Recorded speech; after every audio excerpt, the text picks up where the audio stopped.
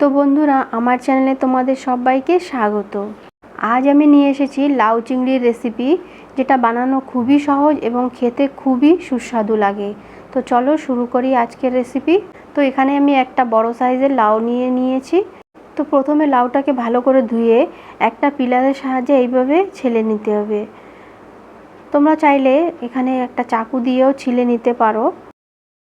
তো আমি একটা পিলারের সাহায্যেই পুরো লাউটাকে ছিলে নিচ্ছি। লাউটা আমার পুরো ছালা হয়ে গেছে। এবার লাউটাকে ছোট ছোট টুকরো করে কেটে নিতে হবে। তো বন্ধুরা, লাউটাকে এইভাবে ছোট ছোট টুকরো করে কেটে নিতে হবে। বন্ধুরা, লাউটাকে আমি ছোট ছোট টুকরো করে কেটে নিচ্ছি। তোমরা চাইলে যে কোনো শেপে লাউটাকে কেটে নিতে পারো। পুরো লাউটা আমি কেটে নিয়েছি।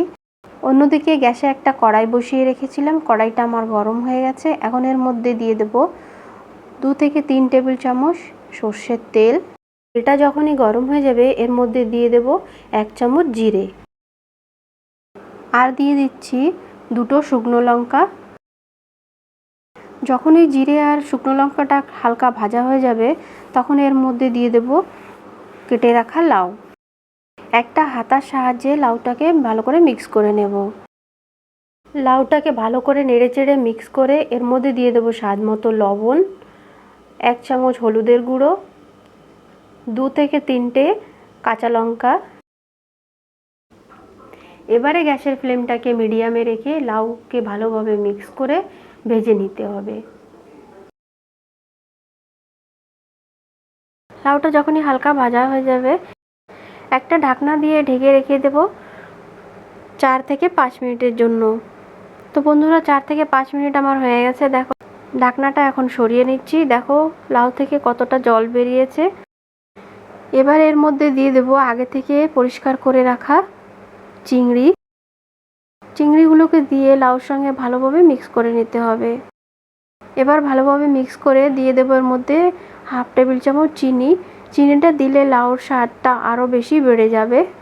চিনি দিয়ে ভালোভাবে লাউটাকে মিক্স করে 2 থেকে 3 মিনিটের জন্য রান্না করে নিতে হবে। তো দেখো বন্ধুরা, 5 মিনিট হয়ে গেছে। এখন আমার লাউ চিংড়িটাও তৈরি হয়ে এসেছে।